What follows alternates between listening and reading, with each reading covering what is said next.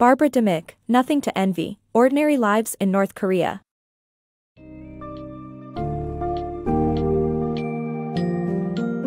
Welcome to the gripping world of Nothing to Envy, Ordinary Lives in North Korea by Barbara Demick, where you will find an insider's look into the lives and struggles of ordinary citizens living under the oppressive regime of North Korea. Journey through the book's crucial events, including the division of Korea, the establishment of communist rule, and the indoctrination of its population. Explore the challenges faced by North Koreans as they grappled with a failing economy, a devastating famine, and a government that prioritized the development of nuclear weapons over the welfare of its citizens. An eye-opening account of a society known for its secrecy, this book sheds light on the resilience and resourcefulness of the North Korean people in the face of overwhelming adversity.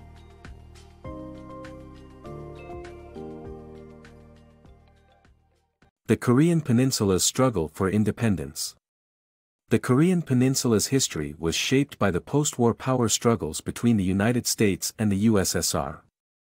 To appease both powers, the US established an arbitrary dividing line at the 38th parallel, giving the northern half to the USSR and taking the southern half. Koreans had no say in this division, leading to the emergence of two republics in 1948. In 1950, the Korean War broke out, with the two sides fighting for legitimate governance. The United States and the United Nations coalition fought for the South, while China backed Kim Il-sung's forces in the North. The war ended in an armistice, with the border remaining at the 38th parallel, and millions of lives lost. Koreans saw themselves as victims of a struggle between superpowers, with their quest for independence remaining elusive. North Korea's caste system. After Kim Il-sung established a communist government in North Korea, he classified society into three categories according to political loyalty: the loyal core, the wavering and the undesirable hostile classes. These classes determined one's social status and privileges, which were hereditary. Even though classification wasn't official, it was almost impossible to improve one's social status. Food and housing were distributed according to one's social rating, or songbun, which was determined by background checks. The higher the songbun rating, the better goods and housing one received.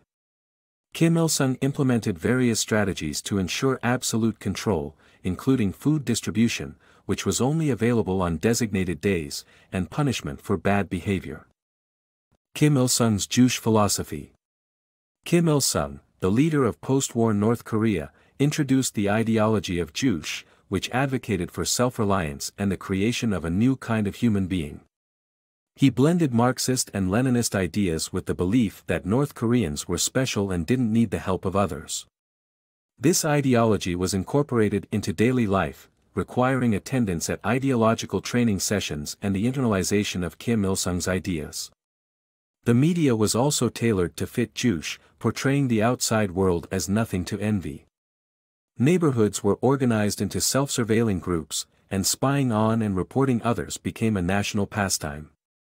With this social structure and constant monitoring, Kim Il-sung successfully indoctrinated North Koreans into being faithful to his ideology. The cult of personality in North Korea. The book explores how Kim Il-sung used religious-style narratives to create a godlike personality cult of himself and his son. Despite being a communist leader, Kim Il-sung drew inspiration from Christian traditions to assert his power. He employed religious-style narratives to present himself as a godlike father and his son, Kim Jong-un, as a Christ-like figure. The media actively participated in creating supernatural myths about the leaders. For instance, when Kim Jong-un was born, a double rainbow and radiant star appeared.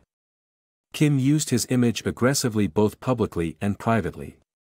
Only portraits of Kim Il-sung and Kim Jong-un were permitted to hang on walls of private homes, and newspapers even told stories of people who ventured into fires and floods, saving the portraits. Statues of the fatherly leader were used as part of marriage ceremonies. Moreover, the leaders were thought to be experts in every field, from farming to engineering, and often visited factories to offer advice. When Kim Il-sung died in 1994, his death was mourned for 10 days across the country. Mourning was conducted with religious fervor, and any drinking, dancing and music were prohibited. A similar mourning period was observed upon the death of Kim Jong-il in 2011. The book uncovers how Kim Il-sung successfully created a cult of personality, using religious-style narratives. It highlights the power of the media in shaping public perception of leaders and their personalities. The Consequences of Self-Reliance.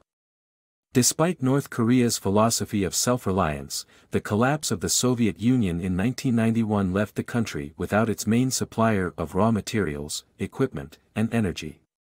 The resulting economic collapse led to frequent electrical shortages, scarcity of water and heating, and a shortage of food. As electricity became increasingly scarce, workers were assigned special projects instead of factory work, and many opted to search for food instead of going to work. The government's insistence on developing nuclear weapons further alienated international aid donors. The United States offered to help with the country's energy needs if the country gave up its nuclear weapons program, but later cancelled the deal. In present-day Pyongyang, many buildings on main streets have all their lights turned off. The North Korean famine. North Koreans were forced to find inventive ways to survive following a series of events that caused an unprecedented famine.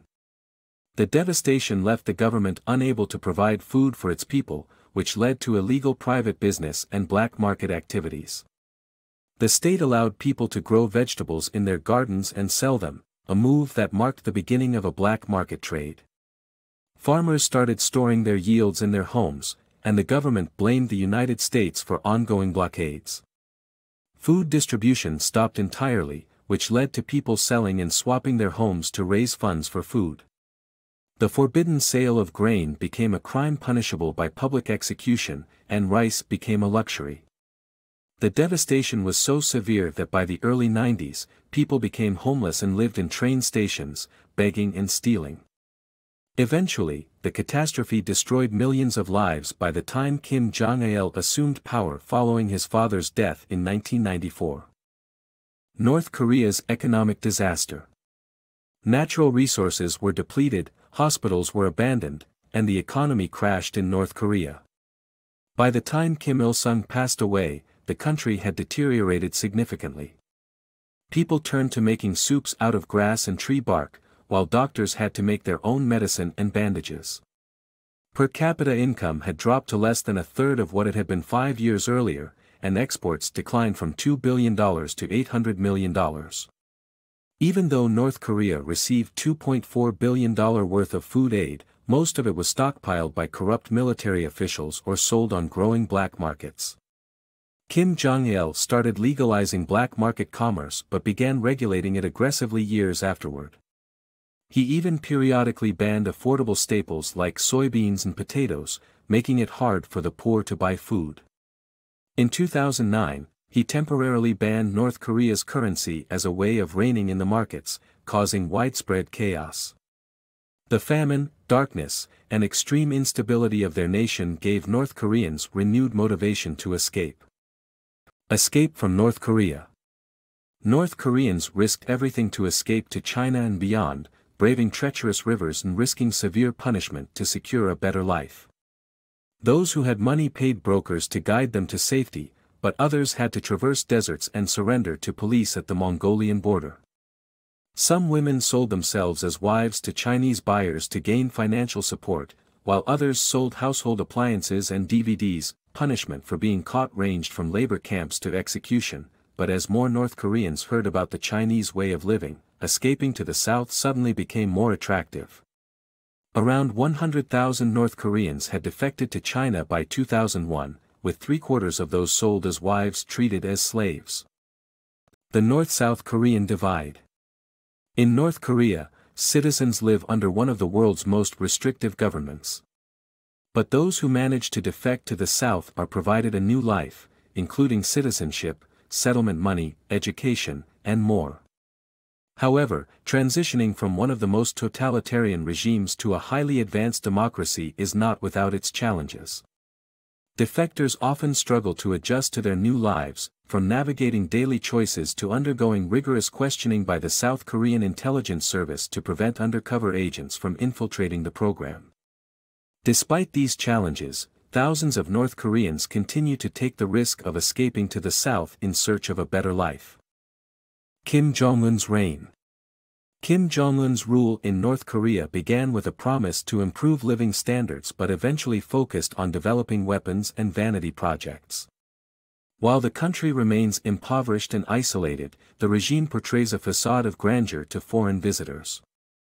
The young dictator's leadership included tearing up the armistice agreement and making ambitious threats against the United States.